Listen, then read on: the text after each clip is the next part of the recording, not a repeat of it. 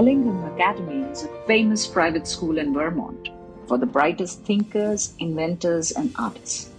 It was founded by Albert Ellingham, an early 20th century tycoon.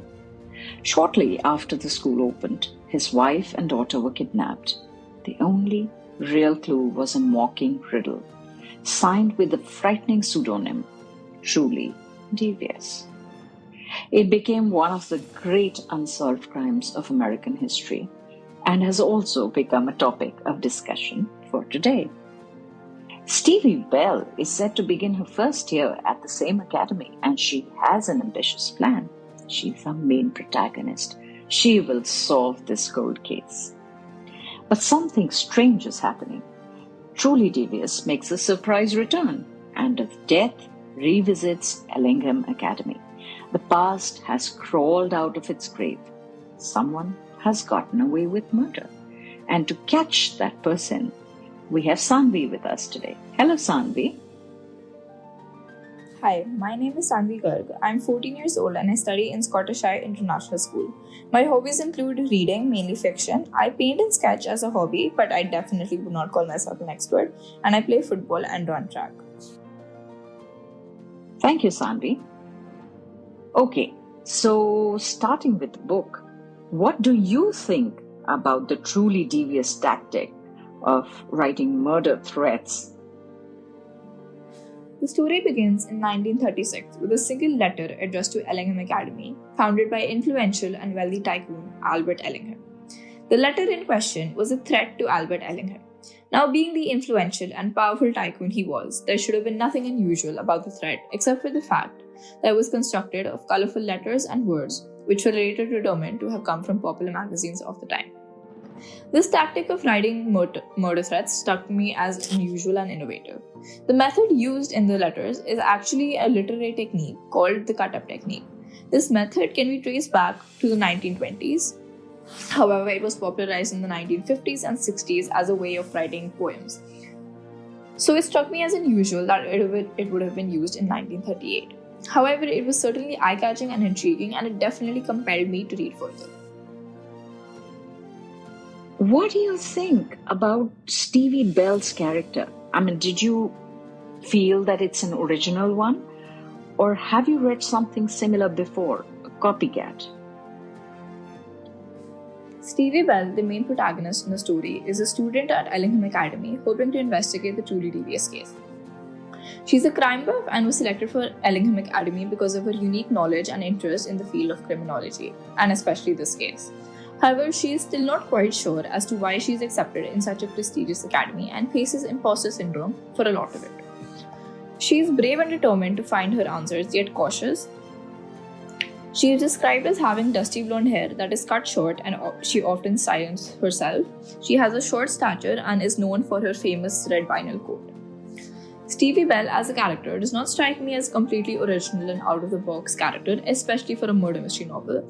However, I would say she's a likable character and is easily distinguished by her dusty blonde hair, red vinyl coat, and an affinity for true crime. You know, I really liked Stevie's character. She seemed dedicated, she was smart, intelligent, so all those things put together. But I would also like to know that who was your favorite character from the book? One of my favorite characters in the book was Element Walker. She's often known as Ellie.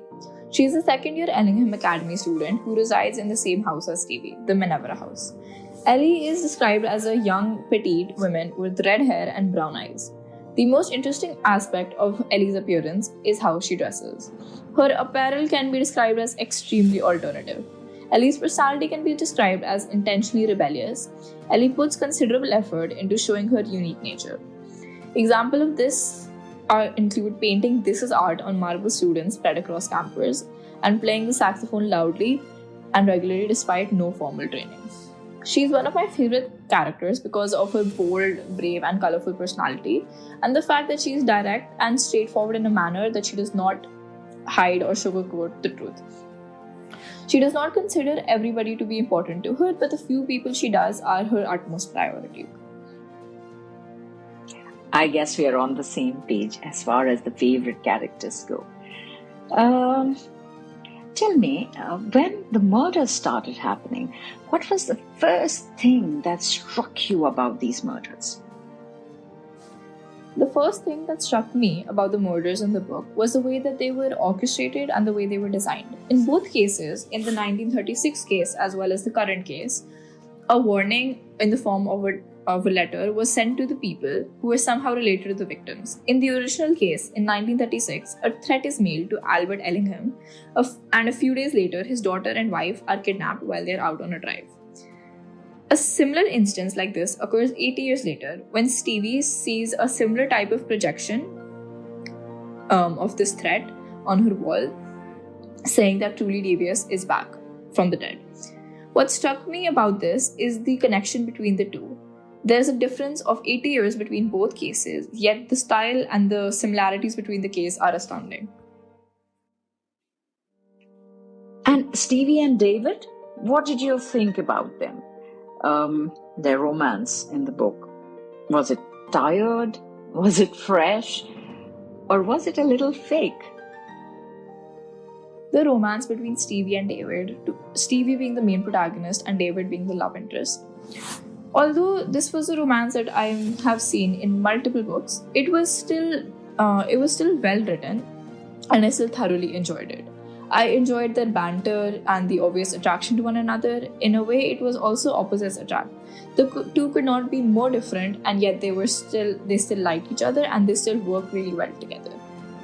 Even in their first attraction, it was obvious enough that on David's part at least, that he was somewhat intrigued by her personality and was somewhat attracted to her. The romance was definitely interesting and one of my favorite elements of the book.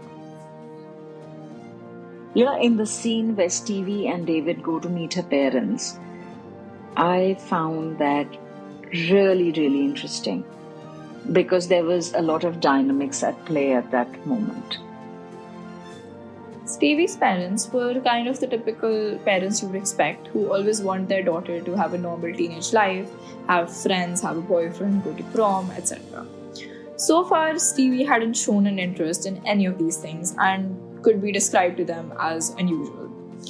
Now, when her parents had heard about the murder that took place at Ellingham Academy, the second murder case at the same school, they wanted to withdraw her from Ellingham Academy. When her parents arrived, David decided to help her out by pretending to be her boyfriend. So this gave them a reason to let Stevie stay, as they were happy that she was finally experiencing part of normal teenage life and acting like a normal teenager. This was definitely an enjoyable part of the book with multiple dynamics at play. David was being all charming and dapper, letting her parents think that he was a well-brought-up and respectable person, which was exactly the type of guy they would like. Stevie's parents, being absolutely charmed by David, annoyed Stevie to no end, and of course, the fake dating trope made it so much better. It was one of my favorite scenes and elements of the romance. However, I do feel that it could have been written better. Honestly, thinking about Indian parents, I think they would withdraw a child from a school because she has a boyfriend and not because there's been a murder at school. But for whatever.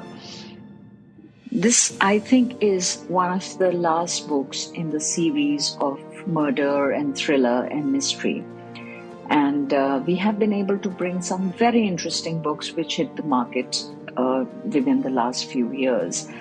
And it has been very interesting exposing children to different kind of genres, different kind of characters, different kind of books. I hope Bookbibuli has been able to live up to its reputation for you as well.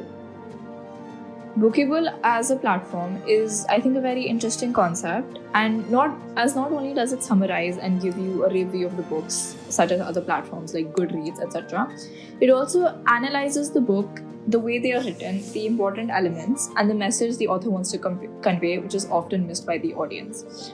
A lot of times we want a deeper insight on the books we just read, maybe not being able to comprehend it, or would want a clearer understanding on the book. And multiple books, categorized as modern day fiction, have a lot of deep underlying messages in them, which I feel that Bookybul is a good platform to analyze and learn about.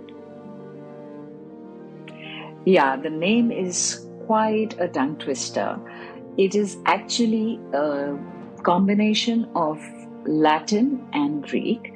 The word biblio and babier, biblio meaning book and babier meaning people who drink a lot, which means that this is, in a sense, the term Bookbibuli means people who read quite a lot. Okay, finally coming back to my final question. Did you enjoy the thrilling game of Truly Devious? And what was your favorite element? I definitely enjoyed reading this novel, and the concept of Truly Devious was certainly compelling and captivating enough. However, I feel as if I wasn't able to fully engross myself in the mystery of it all. You know, when you're reading a book and you get so wrapped up in it that you forget that you are reading in a book and are transported to another world. I did not experience the same thing with this book. I did enjoy it. There were multiple scenes and dynamics and characters I certainly loved. However, I found it difficult to get wrapped up in. I feel as if true crime aficionados would definitely enjoy and they would eat up the entire mystery. But as somebody who occasionally reads murder mysteries, I found it a little difficult to keep track of the mystery and events. That being said, I still enjoyed the novel. My favorite element of the mystery was that we had to connect a current murder to an 80-year-old case with almost all reread and with almost no leads and all dead ends. And the way the murders were orchestrated, including the Truly Devious notes, certainly made the novel compelling and extremely captivating. Thank you, Saanvi. Thank you very much for being with us today. It has been a wonderful journey so far.